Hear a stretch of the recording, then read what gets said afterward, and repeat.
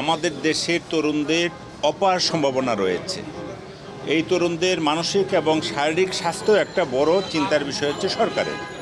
আমরা সরকারিভাবে আমরা চাই আমাদের এই তরুণদেরকে মানসিক এবং শারীরিক স্বাস্থ্য সুস্থতার জন্য বিভিন্ন ধরনের যেমন জুডো, কারাত এবং এইগুলো দিয়ে শারীরিকভাবে সক্ষম করা, সঙ্গে সঙ্গে আত্মরক্ষামূলক বিভিন্ন ধরনের প্রশিক্ষণ দেওয়া।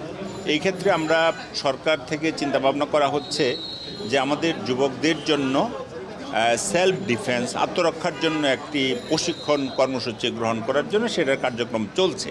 আমরা আশা করি যে এটা অচিরেই আমরা শুরু করতে পারবো। আপনি যেটা বলেছেন এটা অ্যাডভান্স লেভেলের, প্রাথমিকভাবে যেহেতু বাংলাদেশে এরকম কিছু ছিল না, আমরা শুরু করতে চাই 18 থেকে শুরু করে 35 বছর বয়স্কদের যারা যুবা রয়েছে তাদেরকে প্রাথমিকভাবে এই সেলফ ডিফেন্স বা সামাজিক সুরক্ষা যেটা বলে সেটা করার জন্য।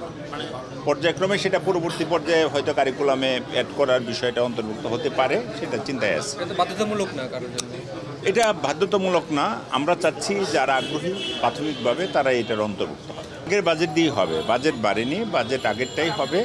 এই ক্ষেত্রে শুধুমাত্র আমাদের একটা টেকনিক্যাল টিম বুয়েট থেকে আমরা এখানে আমরা দিয়েছি। বুয়েটের বিশেষজ্ঞ পর্যায়ের ব্যক্তিবর্গ আছে, যাতে এলইডি লাইটগুলো কোথায় সেট করা হবে সেটার জন্য, এটার জন্য অতিরিক্ত বাজেটের প্রয়োজন।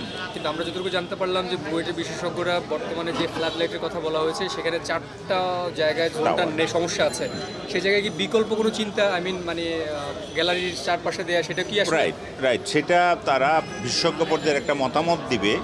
বিশ্বের বিভিন্ন জায়গায় এখন ক্যানোপিতে লাইটটা সেট করা হয়, এটা আরও সাস্টেইনেবল এবং আলোটা আরও বেশি প্রসারিত হয়। এই কারণে আমরা চাচ্ছি যে বুয়েটের এক্সপার্ট টিম যেটা পরামর্শ প্রদান করবে, যদি এটা হয় ক্যানোপিতে, তাহলে আমাদের খরচটাও যেমন কমবে এবং এটা সাস্টেইনেবল হবে, সেটা আমরা চিন্তা করছি।